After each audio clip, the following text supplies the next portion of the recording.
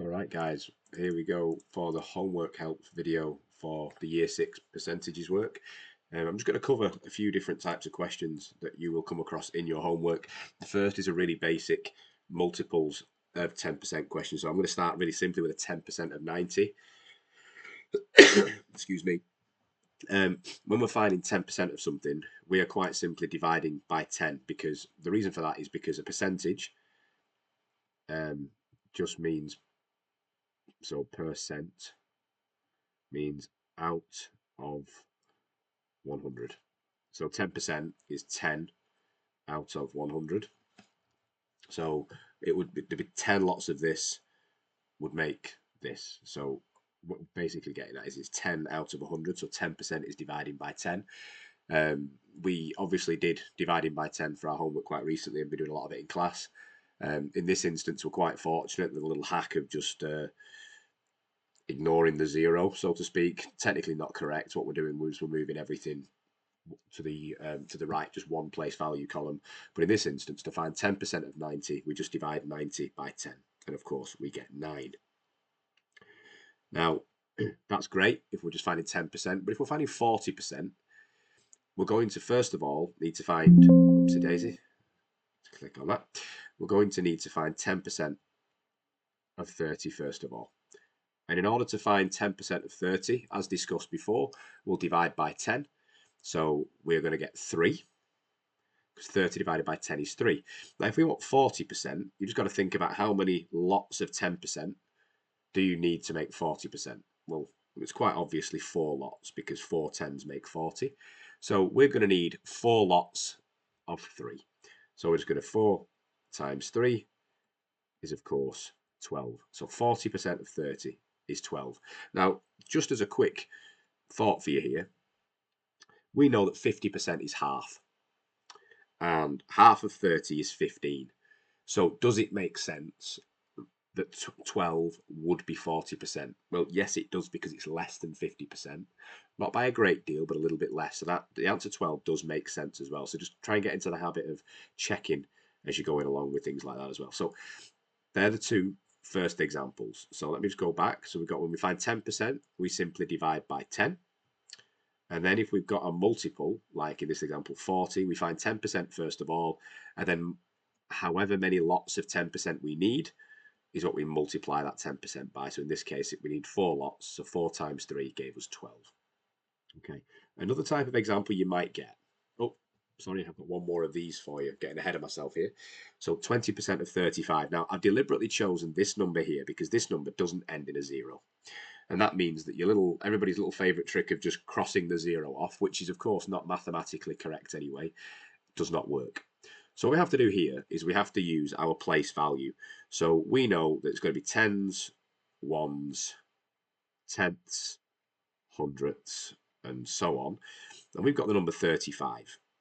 And 35 divided by 10 means we shift everything this way to the right one column in order to make it 10 times smaller. So I'll put that in 35.0, because what's going to happen is this 3 is going to go here. Our decimal point never moves, remember. This 5 comes across to the next column. And there we have it. We don't need this placeholder really. I just put it here for illustrative purposes. So that means that 10% of 35 is 3.5. So in order to find 20%, we think back to the previous video, and 20% is 2 lots of 10%. So if we do 3.5 times 2, I know off the top of my head that 3.5 doubled is 7, as many of you will. If you're not quite sure about that, what you can do is you can do a column like this, 3.5 plus 3.5, because you're only doubling something. It's not crazy numbers. And then we can do 5 plus 5 is 10, and then 3 plus 3 plus 1 equals 7. You could be a bit of a daredevil and do 3.5 times 2 like this. Remember to put your decimal point in, treat it like any other multiplication. 2 times 5 is 10, 2 times 3 is 6, add the 1 is 7. So regardless of how we do it, we can know that is 7. Okay, so let's have a look at another example. And this time, hopefully not quite as straightforward. Yeah, good. So 25% of 80. Now, I'm not going to go over the basics of this one. I'm going to talk to you as if you know how to do the previous three. So first of all, we're going to find 10% of 80. And we're going to do that by dividing it by 10. And 10% of 80 is 8, because 80 divided by 10 equals 8. Now, we need to find 25%. Now, the way to do that is you're going to need 20%. So we're going to need 2 lots of 8. So we're going to do 8 times 2, and that'll be 16, because we're just doubling it, because 25% is more than 20%, so we've got 20%. But we're going to need that 5%. And if you look at what we've got here, we already have 10%. So how do we find 5%? Well, to find 5%, we're going to half 10%, because 5 is half of 10. So we're just going to do 8 divided by 2. And that equals 4. So what we can do now is we can add up the 20% and the 5% to give us the total of 25%. 16 add 4 is 20. And for those who really understand their fraction and percentage equivalents, 25% is actually a quarter. So this is why this is a good example to choose, because we can check it quite easily. To find a quarter of something, we half it and half it again. So 80, half of 80 is 40, and half of that is 20. So we are indeed correct. So let's have a look at another example where it's not a multiple of 10, and we might have to do some working out based on finding 10%. So 28% of 650. Starting to get a bit more interesting. So 10% again, first thing I like to find out in these questions, 10%. And that is 65, because 650 divided by 10 is 65. And again, I'm going to shoot and get 20%. And I'm going to get 20% by doubling 65, because 2 lots of 10% make 20. And I know that 65 doubled is 130. If you need to do a little calculation to work that out, that's totally fine. Do whatever works for you. Now, in this instance, I would like to find 1%. There are quicker ways. I could find 2% and get that, which I'll also explain. But if I find 1%, I know that 1% is going to be 10% divided by 10. And the reason I teach it this way is because it works every single time, because everything's a multiple of 1, not necessarily a multiple of 2. So I'll stick with 1%. If you're comfortable finding 2% and working, and so you divided this by 10 and playing with it from there, that's fine. But I'm going to stick with 1%. Excuse me. So in this instance, 65 divided by 10, because 10% divided by 10 would be 6.5. And I need 8%. So I'm going to do 6.5 multiplied by 8. So in that case, when I end up with 8 times 5, remember, just a simple column multiplication. 8 times 6 is 48. Remember, we need our times tables. Add 4 is 52. Okay? So 8 times 5 is 40. 8 times 6 is 48. Add this 4 here, gives us 52. So 8% equals 52. So in order to find 28%, I need to add the 20% and the 8% together. So I've got 130 add 52, which is 182.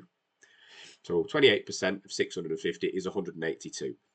These are the more challenging ones. These just require a little bit of working out. It's nothing too crazy. The maths involved is you are more than capable of doing it, but it's just being mindful to split it into these chunks and use your 10% and your 1% to help you find anything at all. There is one more question type I would like to show you, and these are quite sneaky, and I'm not going to spend a lot of time on them because you can pick this up quite quickly. If the number you're finding a percentage of has 2 zeros like this, it means it can be divided by 100. Okay? So what we'll do is we'll find 1%. And it'll become clear to you why you're doing this in a minute. Because I could find 10% of 900, then I could multiply that by 4, and then I could find 1% and multiply that by 3 and add them together and do all of that. But because they've got two zeros like this, we can divide this number by 100 really easily and find 1%, because 1% is 1 out of 100.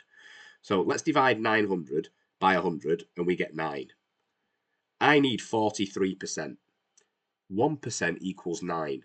So 43% just equals 43 lots of 9. We can do a really quick column here, and there you have it. So 43% of 900 is 387. 9 times 3 is 27, 4 times 9 is 36, add the 2, 38, and there we are. Much quicker than trying to work it out and find out all the individual parts. It only works, though, this is why I've shown it you last, it only works if the number you're finding a percentage of has at least 2 zeros at the end. It might have more than 2 zeros at the end, but you can still divide it by 100. This one, 2 zeros, so I can find 1%. 1% equals 6. Really, really easy. I've got two choices now. 99%. I can do 99% is equal to 99 times 6, and I can work that out. 6 times 9 is 54. 6 times 9 again is 54. Add the 5 is 59. 594. Now, for the shrewd ones amongst you, you'll recognise that 99% is 1% less than 100%. So what I can actually do is I can just take 1% away from this number. Sorry, from this number here. So 600 take away 6 is 594. I hope this video has been helpful for you. If you do have any questions and you get stuck at all, please just send me a message, ask me in class, and I'll be sure to help you out. Good luck.